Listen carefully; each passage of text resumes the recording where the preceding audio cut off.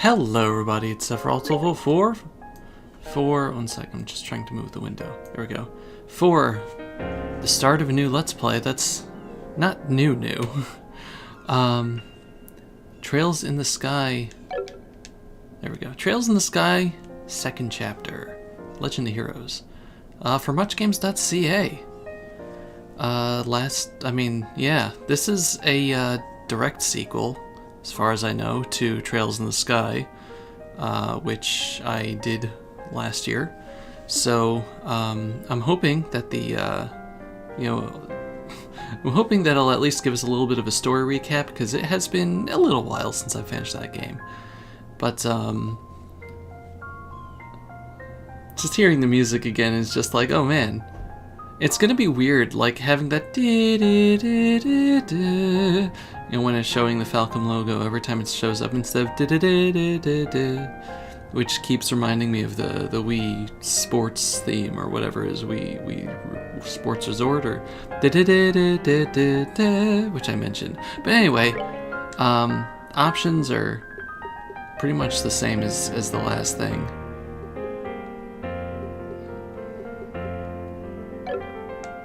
Should be, we have voices on, okay.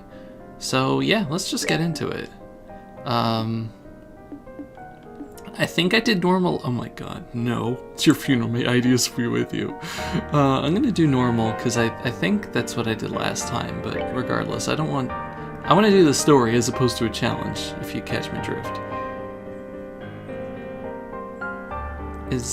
I'm not gonna remember any of the characters' names, so please. Oh, that's cool! I'm glad it was able to check Steam for my save data.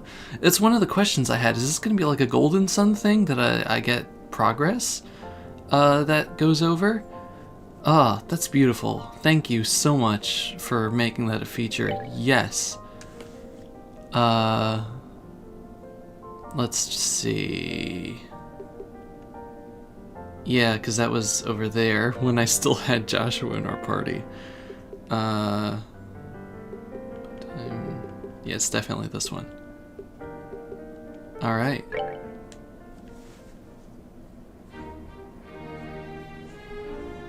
We're back at Grancel Castle. So yeah, I've wanted to do this Let's Play for the moment I finished the last game. Thank you to whoever gifted this to me. It was probably Elliscore. I don't remember. I'll correct myself if I remember. But anyway, I do recall, unless it's going to show it again, Joshua turned out to be not Joshua, and he kind of knocked us out and said, I'm leaving now, and got a new sprite and everything, and Estelle was kind of left in the dust over here. So bright. I'm not going to remember any of the voices I gave anybody.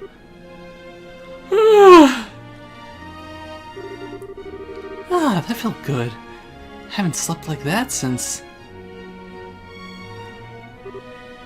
What? Huh? Oh right, we stayed in the castle last night. So last time we saved the world. Joshua and I were out enjoying the celebrations, then we had some ice cream on the way home. Who was it that Joshua talked to? It was... that woke him up. Right, it was Professor Alba? Alba. Right, that guy who with the nice smile turned out to be like super mega evil. Okay, spoilers for the first game. You shouldn't be watching it if you haven't seen it. Then we all went to a dinner party, and then... yeah, there we go. No!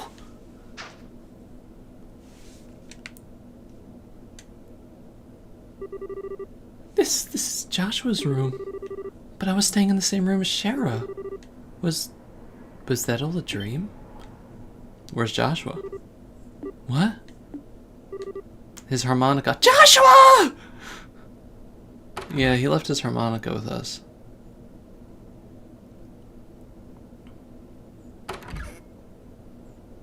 So I was told that the same rules as the last game pretty much apply in this game in terms of how, like, the game works. So I shouldn't, like, I don't need any specific advice. But if you do have advice, this is going to be recorded a good chunk in advance, so I apologize if I, don't get to your advice or whatever starting off. But, if you have advice, I'd still like to read it regardless for future recordings. Just, obviously no spoilers, please. But if there's anything that you think that I will easily miss because I'm doing this blind, try to say it in as vague terms as possible. Aha, good morning, sleepyhead. You took your sweet time waking up. Shara! Really warned me next time you aren't going to come back for the evening. I was getting a bit worried. Although, it looks to me like you and Joshua managed to talk about quite a bit. Shara, where's Joshua? What? I'm looking for Joshua. Shara, have you seen him? This is important. I haven't seen him yet this morning, no. But weren't you tired yesterday and stayed over in his room? He wasn't there when you woke up? What? What? Who did you hear that from? From Cassius, but why does that...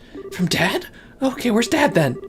Well, last I saw he was heading up toward the garden terrace, but now... The garden terrace, okay, thanks, bye! Whoa, wait, Estelle, wait it! What on earth has gotten into her? Huh. Oh, goddess. The lovers reversed. Dun dun dun, I forgot she had the card thing. I'm trying to remember the buttons. There we go. There's the run button. I need to check my status. Okay, first of all, this is fancier. I'm level 39. I only have the practice weapon, but at least I seem to have... I think I was still level 39 in the last one. So I don't have my weapons, unless it'll let me... No. That's a shame. Any items? Just the map. Okay.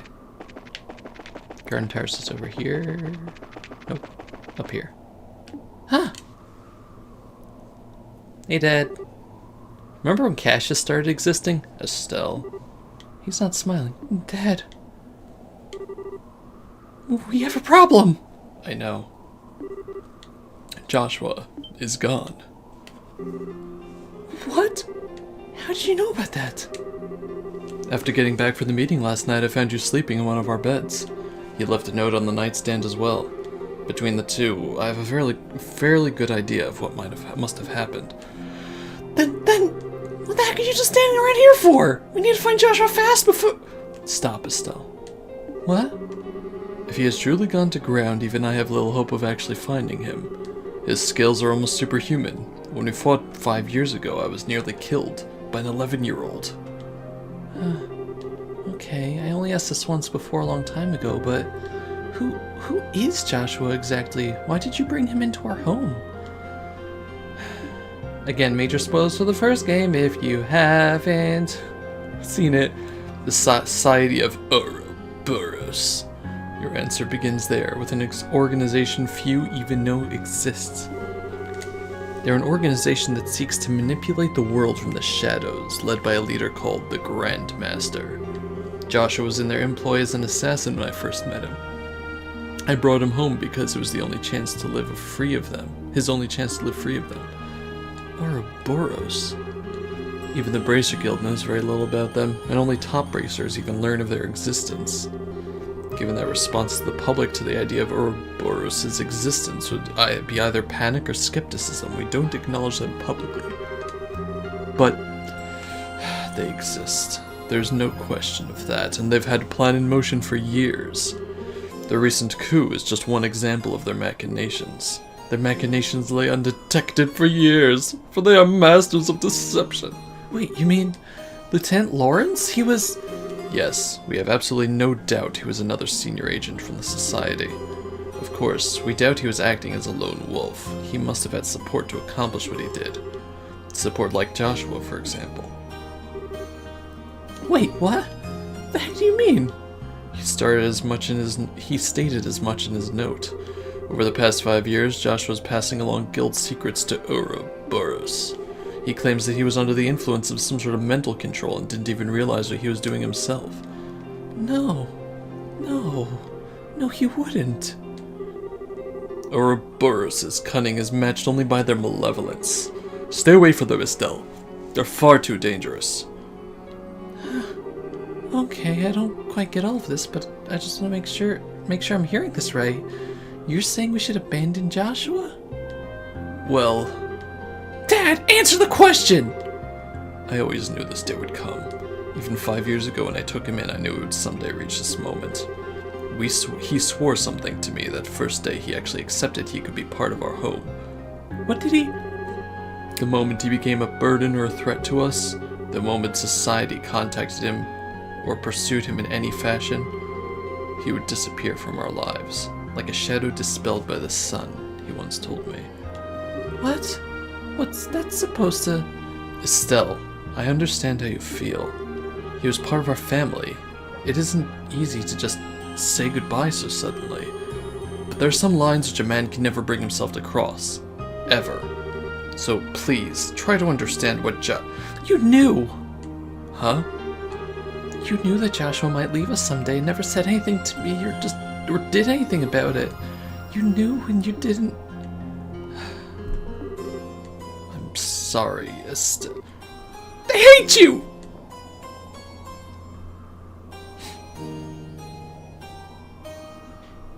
Yeah, man, we just confessed our love to Joshua, and he's like, actually, I'm evil and have to leave now. Cassius... Shara, I'm sorry you had to see that. No, it's... Why do I get the feeling you're biting back a lecture? I stumbled into your life from a disaster of my own. You saved me just as you did Joshua. I understand what both you and Joshua must be thinking. Indeed. If I may ask a single comment, though, from a woman's perspective? Of course.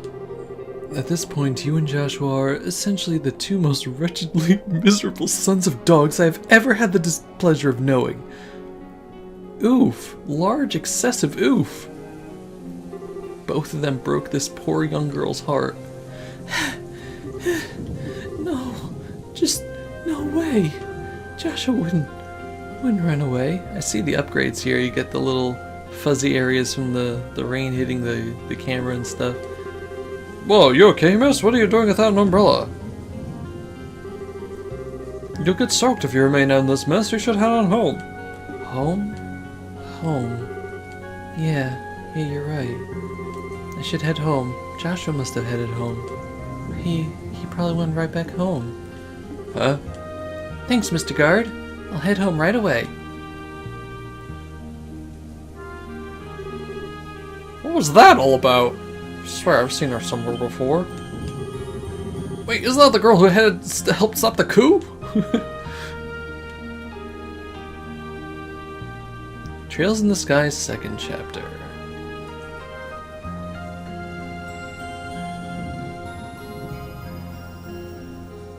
I love this music.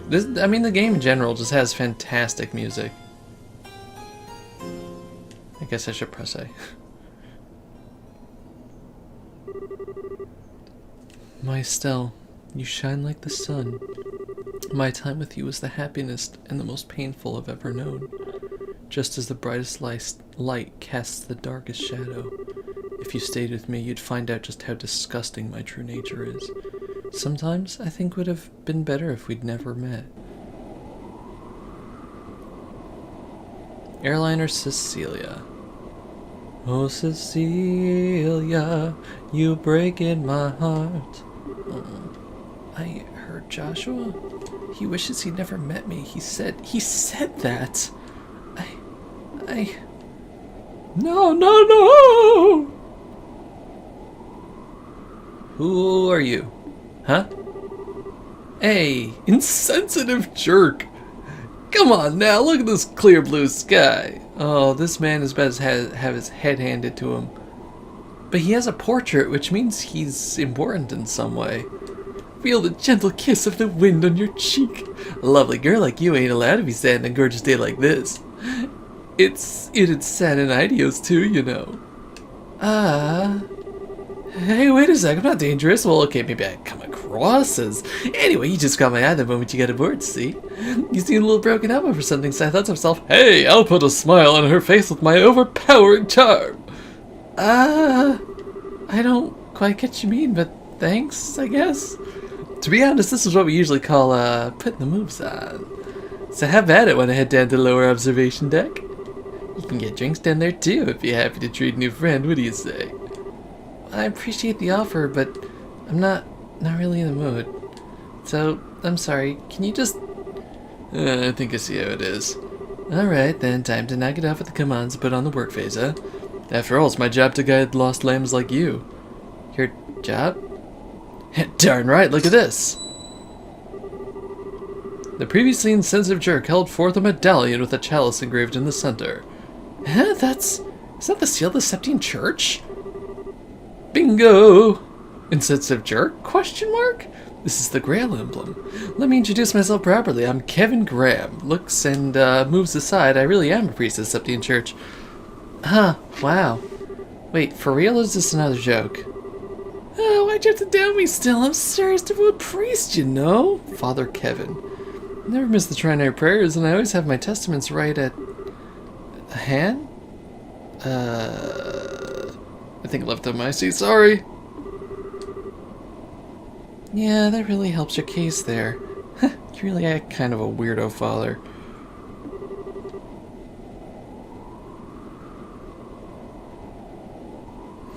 Laughter victory is mine!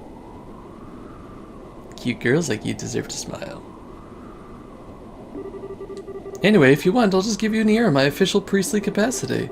No pickup lines, I promise. Ideas might be dead otherwise. Well, okay. But where do I even... Hey, wait, hold on now. I don't even know what I did, but I'm sorry anyway. This is my...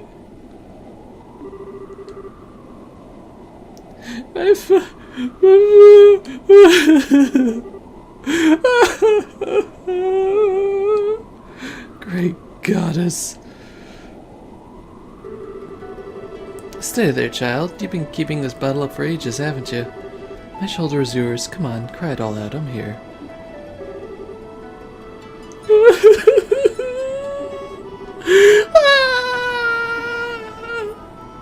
Oh. Voice actor is Keith Silverstein.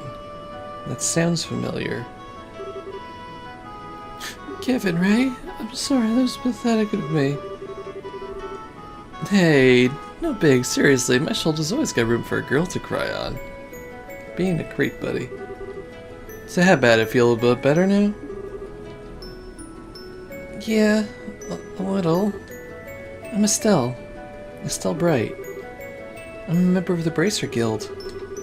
Estelle, dang, even your name is cute. Hang on, you said the Bracer Guild? Yeah, I'm a newly minted senior bracer. Might be hard to believe after seeing me break down a little like that, though. No, not at all. Now that you mention it, you do kind of look loaded for bear. You martial artist of some kind? I guess you could call me that. I focus on staff combat. Though, you said you're a priest, Kevin? I do appreciate the shoulder, but I gotta admit, you don't look like any priest I know, or would trust usually. Ah, kazing, through the chest, madame. Well, I admit that us wandering priests are sheep of different color. Wondering what now? Well, okay. You know how those villages and farms and whatnot without churches, right? My order heads to such places at set times each year and offers church services and teaches Sunday school. Think of it as home delivery churching or something like that. Huh, I never knew there were priests like that, but it does make a lot of sense. And unlike church-bound priests, there's a lot of us who are more carefree about dress code. Yeah, I can see that. The church just kind of lets us do our thing, so... well, fair enough, I guess. So Kevin, I guess you're off to some village somewhere? No, not immediately. I actually only just arrived in Liberal, like, today. The High Seat dispatched me here since apparently there's not enough wandering priests around right now. Oh, really? Okay then. In the High Seat, they mentioned that in Sunday school, but I don't remember where... It's in the Holy Church of Arteria, in the middle of the continent. Anyway, I figured I'd do a bit of sightseeing before I went to report my assignment to the Bishop of the Grancel Cathedral. And, well, here I am.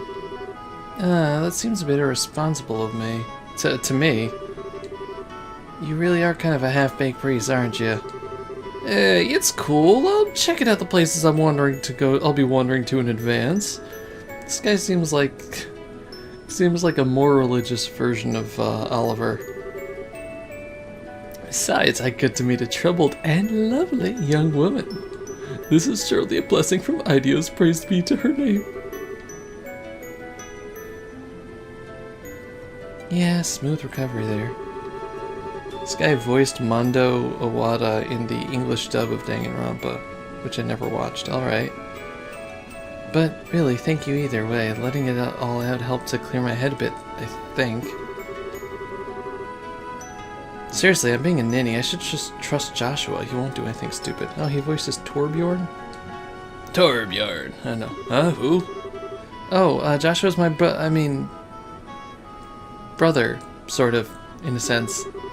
He disappeared suddenly, which has been a bit of a shock. Disappeared, huh? You mean he ran away from home? No. He just went back home ahead of the rest of us.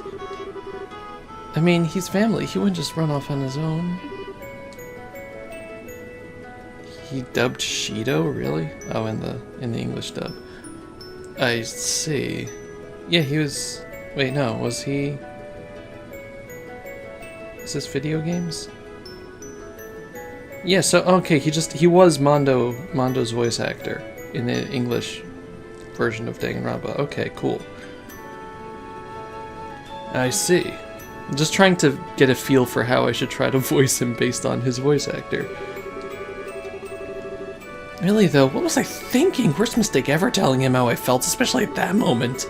Next time I see him, I'll have to make up some kind of excuse about it. Hey, Estelle? Huh? Well, like I was saying, basically just a tourist without a plan or a clue right now, so how's about I land with you and Roland to make sure you get home safely? What?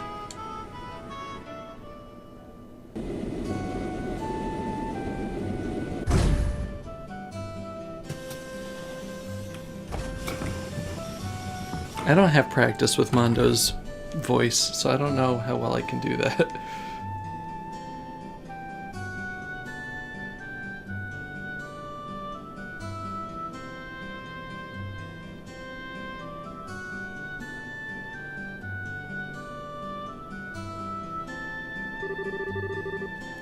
Smell that fresh air. So this is Roland, huh? Gotta admit though, it feels a bit like a backwater farming village with an airship dock dropped on it. We haven't heard the Roland music in forever. Well, excuse the heck out of us for living in the boonies. At least we're big enough to have our own church, Mr. Tully pretending to be a holy man. Oh, I better go pay my respects over there once we're done.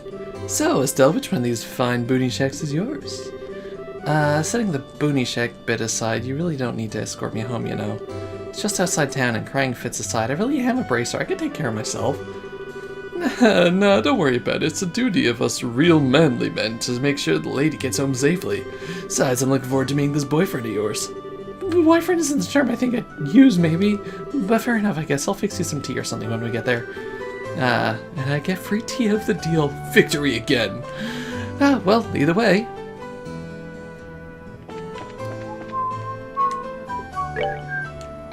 He is not in our party, we're just leading him around. The capital-bound Lind is arriving next. I need to keep things maintained so no accidents. I think this is a good place to end off the episode. So, thank you very much for watching. Yeah, we can't access anything. So we still have the same map as the other game. Interesting. So I guess this still takes place in the Burl. One day we'll go to Calvard, right? Or Arabonia? One day. Anyway, thank you very much for watching. This has been Sephiroth1204 with Trails in the Sky 2nd chapter for Much Games. I'm looking forward to playing this. I'm looking forward to seeing kind of wacky hijinks we'll get up to looking for Joshua and leading Mondo Wada around over here. So, yeah. Goodbye, everybody. Bye-bye.